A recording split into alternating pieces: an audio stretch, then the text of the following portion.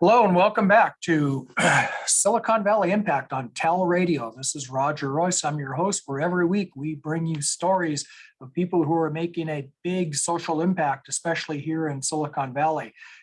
Today's guest, this week's guest, is Jesse Martinez, who has a long list of accomplishments. He's been a delegate to the World Economic Forum in Davos. He's a co-author. He's a founder of Latinx Startup Alliance. Founding investment partner Resolve Ventures, venture partner at Vamos Ventures, and Hispanic Star Bay Area hub leader. So first of all, welcome, Jesse. I'm really glad and excited you could be here to talk with me today. Thanks, Roger. Thanks for having me. And it's such an honor and pleasure. And I was thinking about how far back we go, and it was probably like 2012, maybe 11. Yeah, it's been a long time. In fact, I was there. I remember when it was Latinx Startup Alliance was just an idea for you. So I saw you start it and build it into the organization it is today. It is. Yeah, it's been over 10 years, and now we're working on version 2.0 and really thinking about our next chapter. And what does the next 10 years mean for us? And so for the audience, right? So my name is Jesse Martinez. I'm the founder of Latinx Startup Alliance. It's our nonprofit focused on empowering Latino tech founders. It started as a meetup group in 2011. And the catalyst for it was really as a personal need for myself. So I was looking to do my second startup and in 2010, and those were the early days of community-based organizations providing services for their founders. So early days of Black founders, Jewish founders, and others. And so I'm like, hey, I'm Latino, I'm in tech, I'm a founder. Let me see what's available for us. Did some Google searches and nothing came up. And so I was like, well, how can that be? We're here in the global tech mecca of the world, Silicon Valley, and there's nothing for us. And so we started with 6 people in the Mission District in 2011. It's a meetup group. Fast forward, we've grown over to 1,000 members plus globally. Our mission is still the same. And we really focus on those early stage founders from pre-seed to Series A and being able to support them on their journey. That's great. Over 1,000 members globally. So you have chapters around the world, I take it? Not chapters. We did have chapters early on. The lesson learned from chapters being led by fellow founders is when the founders got busy, they disappeared. So now we're looking at hiring staff. So that's part of our, 2.0 next chapter. What do we want to do in the next 10 years is being able to hire full-time staff to deliver on the work that we're doing. And as you may know, we've seen a number of more founders, Latinx founders, more Latinx-led funds, more Latinx investors in the ecosystem. So more capital from people that look like us, which has been, really awesome and amazing, and certainly warms my heart. Long time in the making, though, but we've taken those first steps and looking forward to participating and helping to grow that ecosystem. Yeah, so back in the early days, I remember that you used to do events, and you'd bring the community out and people. Just building the community. Can you talk a little bit more about the actual service that the group provides? Does it match founders with investors? Does it provide mentorship? Does it make connections or just networking? Yeah, well, it's a little bit of everything you just mentioned and then some. And so we spend a lot of time working with the founders and understanding where they are. And it really starts with a conversation and from there a pitch deck. And so how far along are they in their journey? In the work that they're doing as a startup founder. So being able to establish that baseline to see where they are and what type of tools and resources do they need. And then ultimately it's being able to make those warm introductions to investors that we know in our ecosystem. Yeah, that's great. And I know you're in San Francisco today, and you started this in the Bay Area. That's really surprising there wasn't something like this when you started it, because I guess my perception is that there is a very, very large Latin population here, right? Right. And so, yeah, so that's why I was, left scratching my head. But, here we are, 10 years later, and the need is just in even more demand because of more founders that are starting to enter the ecosystem. And so uh, Uh-huh. right? More tools, more resources, and so helping point them in the right direction. So earlier, it's like, hey, I need to come up with a cap table. Okay, well, here, go to Carta. They have this new free service. Hey, I Yeah. need to incorporate my company. Well, who are the lawyers? What are the tools and resources? And then, oh, I want to apply to YC. Who do you know that can provide some feedback and guidance as we go through that process? So it's a wide spectrum. Yeah. But yeah, and then I think the biggest thing is being able to evaluate and understand these pitch decks from the founders and help them. Because as you know, right, these are mission critical when we start thinking about introductions and being able to tell your story in 10 to 13 pages. Yeah. Yeah. No kidding. So what would you say the environment's like right now? I mean, there's a lot of demand, but I hear there's a lot of money in the system too these days for new startups. There's a lot of money. There's certainly more capital, which is awesome, but it's still, it's still competitive, right? At the end of the day, we always go back to, what is the traction that you have, right? So assuming you have the market fit, the team, then it comes into, okay, well, what kind of traction do you have today? And then why is today the right time? And so being able to answer those two, latter questions is really essential. That's a really good, but I've heard VC say that too. It's why you and why now, right? And Yep. it seems like so many of these startups, they don't really understand how to get inside the minds of the investor. So I'm sure it's especially helpful to have a group like yours to have them focus on questions like that. It is. And you might have noticed this too, right? So over the years, startup had one connotation, and then over the years it's become more of a gray area. And so before, in terms of startup, we thought of tech startups, but now startup has become more general. And so now you have to really understand, okay, well, what type of startup is it, right? Is it tech led or tech enabled? Is it a food tech startup, right? And so now we have these different areas of industries and classifications. And then what makes it challenging for the founders is just identifying who are the right investors that I should be talking to. Yeah. Well, I'm Right. going to talk more about that with you, especially about the food and ag tech side after the break that we're going to take right now. This is Roger Royce with Silicon Valley Impact on Tele Radio, and we'll be right back after this short break. Pause. Okay, and we're back. Roger Royce, Silicon Valley Impact on Tele Radio. We're talking with Jesse Martinez from Latinx Startup Alliance. And before the break, you just started to talk about a couple of things that I have a personal interest in. I mean, not only just startups, but also on the food and ag side. And because I do a lot of ag tech, that's where I've seen probably the most Latino-led startups. And especially because people don't know, I know you know this, but most people don't know what a huge agricultural industry Mexico has and how far advanced they are in the in the technical side of that. They're doing things right across the border in technical agriculture that are just cutting edge, state of the art.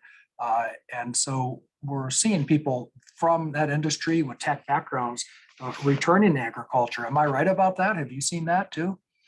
Yeah, that's true, Roger. And we want to learn more about those startups because when we think about food tech, climate tech, right? So how are these industries affecting the climate as well? And then most recently, the big word ESG, right? Environmental. Yeah.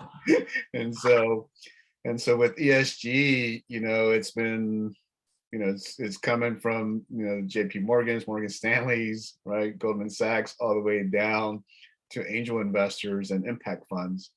And so how do we help support those entrepreneurs? Yeah, and not even impact funds. Pretty much every fund now is concerned about ESG. They've got their ESG questionnaires and they want to see policies. But I got to believe also the time might be good for you just because of the push towards diversity. And that's everywhere. It's in the venture capital industry. Funds want to invest in companies with diverse founders or make diverse investments. Have you seen that as well? Is there a wave there that you're able to ride? We have, just from the Latinx perspective, we have about 6, 7 Latina GPs. So, running their own funds, which is really awesome. In addition, I'm sorry, NGPs, non-governmental. no, GPs. So general partners. Oh, So, sorry. Okay. yeah. And then also just seeing, I'm a venture partner of Vamos Ventures, which is a $50 million fund number one, focused on diverse founders, but a big focus on Latinx founders here in the US. Yeah. And so, you're seeing these funds being created and funded. And then, you see a lot of, some of our work in my other venture, Resolve Ventures, is looking at later stage companies and focusing on diversity allocations. So how do we work with the founders to say, okay, as you raise a future round, how about bringing some diverse LPs to your cap table? And so, often we're not invited to those opportunities, and sometimes you're squeezed out by a Sequoia or a Tiger Global. Oh, right. So we're starting to plant those seeds. We started that last year. We just did our first deal, working on our second one. And so we'll continue to do these. We're using SPVs under Flow, the Flow platform, being able to run this series. And so Flow has been tremendous in their support and the work that they're doing. I see. Well, that makes sense. I mean, when we think about diversity, we think about investing in, companies that are founded by minority founders, but I hadn't thought of it from the other side. How about making those opportunities available to everybody and not just the big top tier venture capitalists here in Silicon Valley? Exactly. So I'm sorry to hear you're getting squeezed out of some of them, but glad you're getting in on some of those deals. I know. It wasn't even a conversation we had or entertained. And so we've seen that change just over the past couple of years. And so there was a friend of ours that started the diversity writer, Alex, over at One Ventures in LA. And that was a pledge by founders and VCs, mostly VCs, to make that commitment to include diverse LPs in future fundraising rounds. Diverse, I got to make a note of that. That's interesting. Diversity writer, yeah. And then our other friends, I guess a byproduct of that is the Cap Table Coalition, which is a coalition of diverse LPs. There's probably about 500 members. And so what they do is they go out proactively and solicit deals, and then champion those deals that they see fit for the group. And then they help bring diverse LPs to the cap table as well. I see. Well, that's a new one. That's quite an initiative. That's probably the best way to accomplish equity, right? Just making free enterprise opportunities available. What else are you seeing that's really hot? You mentioned food and ag. Are you getting into some of the new and exciting things? NFTs, crypto, AI, AR. Yeah, well, I've been a big champion of AR, VR, and then most recently Web3. So being able to take a deep dive on Web3 and, going down that rabbit hole. So it's been fun, but, as you know, it moves so fast. I mean, it moves every day. And, the great thing is that the train is still there. The train is still at the station. So we're in the early stages, and so there's still lots of room for opportunity for founders and investors. And so for me, I'm super fascinated by DAOs. And so, being able to create an investment DAO to help invest in these Web3 companies. And that's probably my latest project that I'm dabbling in is, hey, let's bring together some Latinx GPs, create this investment DAO, and that investment DAO is going to focus on Web3 Latinx-led startups. That's really come along. Wyoming allows you to create an LLC that's a DAO. So you get the limited liability protections of governance, of corporate structure, but you also have the governance, code as law structure of a DAO. So I think we're going to see a lot more of those in the future. I think so. I mean, it's a new wave. And then, just being able to talk about DAOs and what that allows you as a member, right, to buy in to these organizations or investment opportunities. And then having these tokens that therefore allow you to vote on, what's priority, rules, regulations, et cetera. And it's so fascinating. I think the one that I've seen most, what's the word?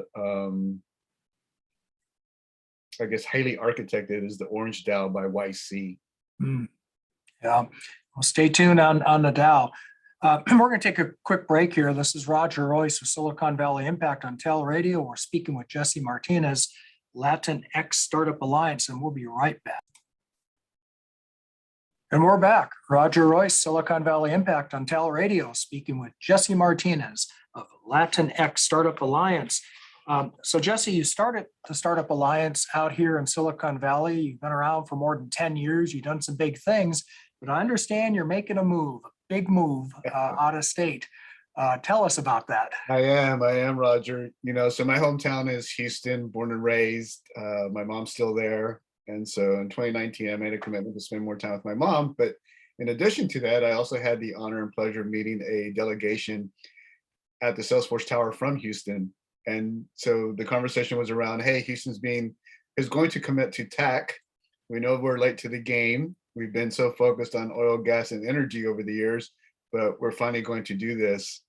And so that led to, perhaps we should think about considering making Houston our new headquarters for Latinx Startup Alliance. So we've made that commitment to do so. We'll officially launch here in 2022.